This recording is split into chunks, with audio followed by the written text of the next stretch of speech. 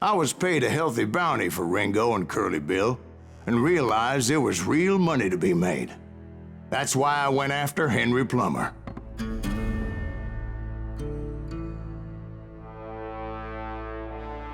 Now, wasn't he the sheriff who augmented his income by shaking down miners and robbing gold shipments? That's the one.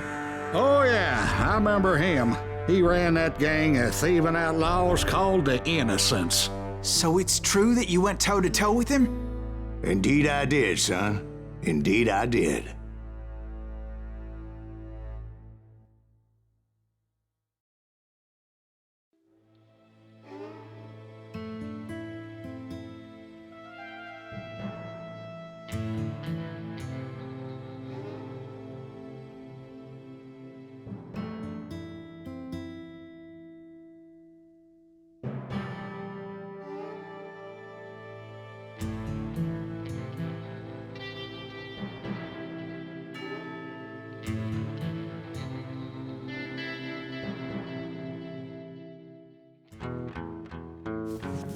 I knew I needed resources if I was going to track down Roscoe Bob Bryant, and hunting Plummer looked like a good way to get rich quick.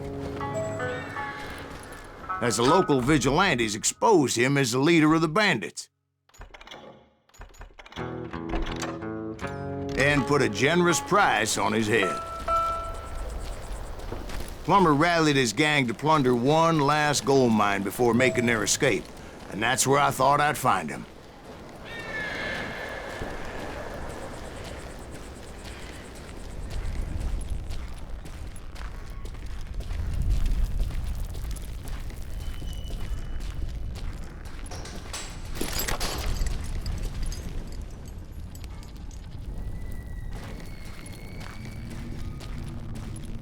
It makes me nervous standing so close to all these goddamn barrels of gunpowder. Why would you be nervous?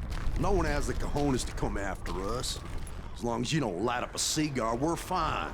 Yeah, besides, George is up there on the rocks with that rifle of his. Nothing gets past him. As my late father pointed out to me more than once, God made men, but Samuel Colt made them equal.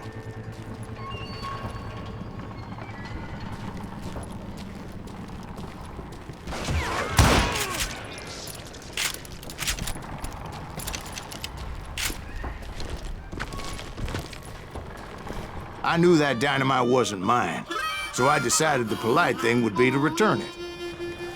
It was the biggest gold rush since Sutter's Mill in '48. Unfortunately, prospectors weren't the only ones drawn to those riches.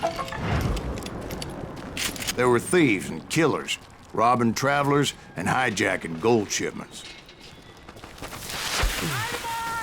Like those that ran with Plummer. Some were just regular folks I knew from town, drawn by greed and easy pickings. You're dead. Charlie Crow, the blacksmith. James, who worked in the stable. Sam and Jeremiah Barber, the butcher's son. Of course, the rest were veterans of the Civil War. Stone-cold killers trained on the bloody fields of Shiloh and Antietam. Plummer had a lot of men on his payroll. A hell of a lot.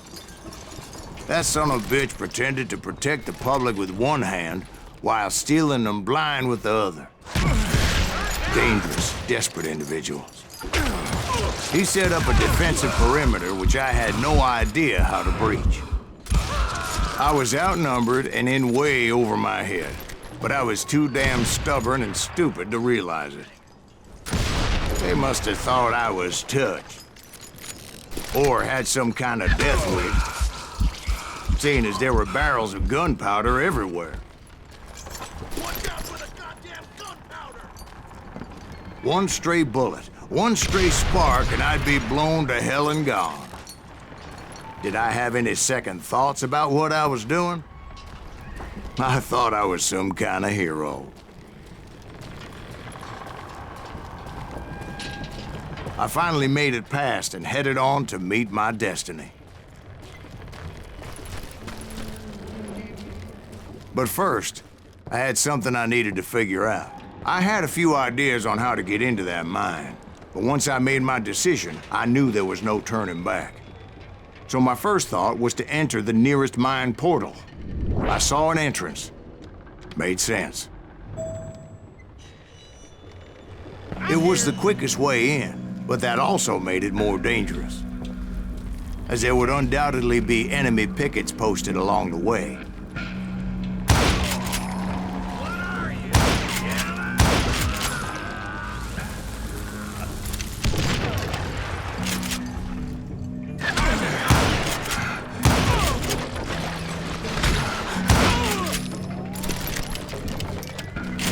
Besides, once you enter a mine like that, it's easy to get all turned around. And that confusing maze of corridors wouldn't even be the worst of it.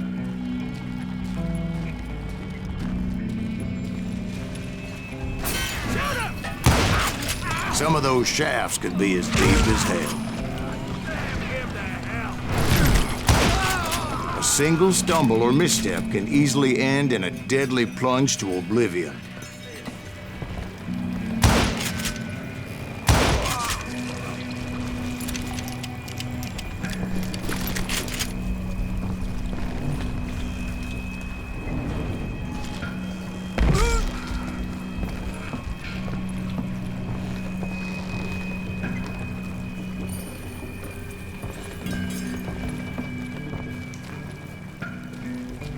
Quick reflexes often make up for a lack of common sense.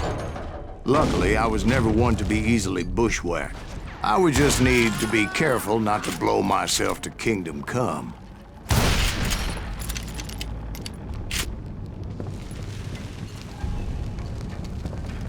With all that gunpowder and dynamite everywhere, a body has to know what he's shooting at.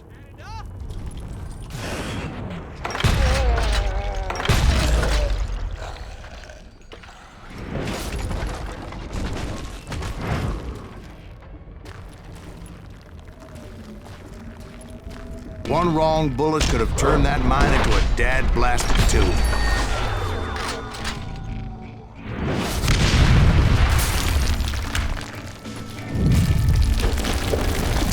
I freely admit that my plan of attack was not just moronic, but clearly insane.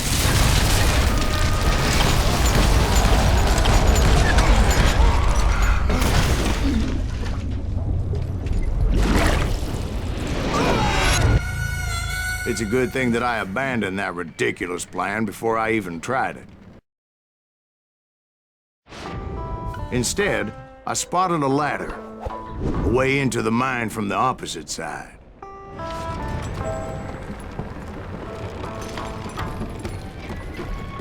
It was a long way around, but that approach seemed more sensible at the time. Of course, being I had a problem with heights, that scaffolding scared the bejesus out of me. Climbing down that ladder required some caution, because even though I had a younger man's reflexes, no man can dodge a damn bullet while climbing down a rickety ladder.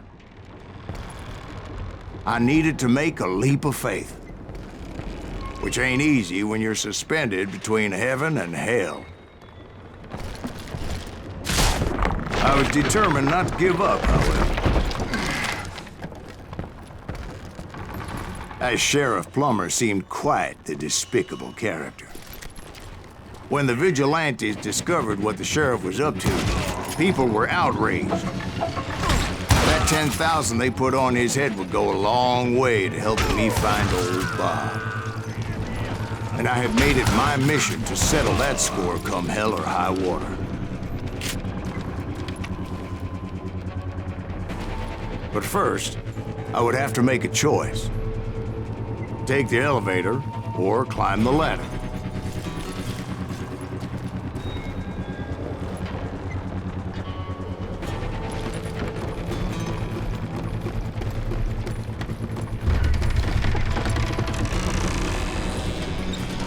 I wanted to use the element of surprise.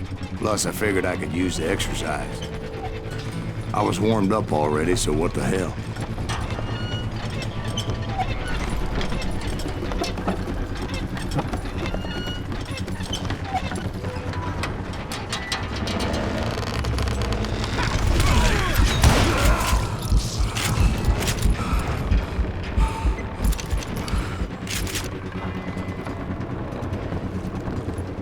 Plummer was a mad dog killer, and the people of Nevada City deserved better.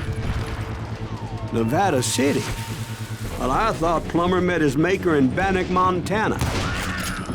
Right, well, he was the sheriff of both places at one time or another, but that's neither here nor there. The point was, taking him down would save a lot of lives, including my own.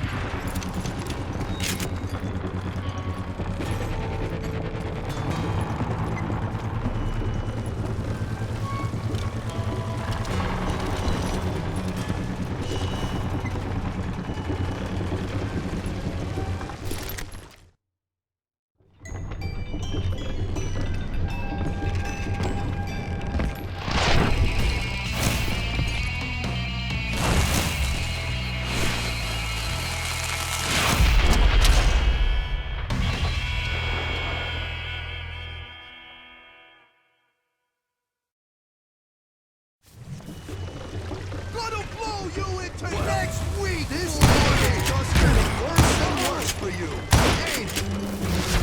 Henry Plummer was clearly unhinged, and I could see right away that this was gonna take some doing. I need some help here! Come on, boys! Take this cocksucker out!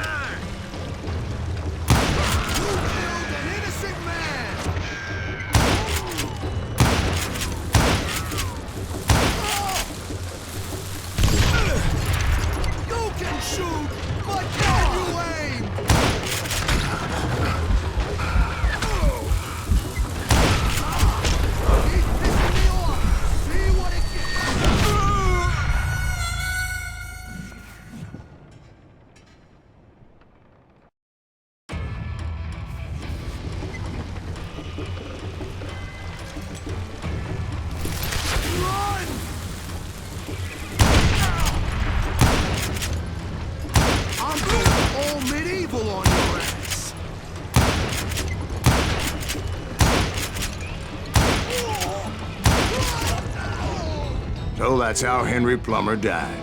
Him and his crew were worth their weight in gold. And now, I was officially a bounty hunter.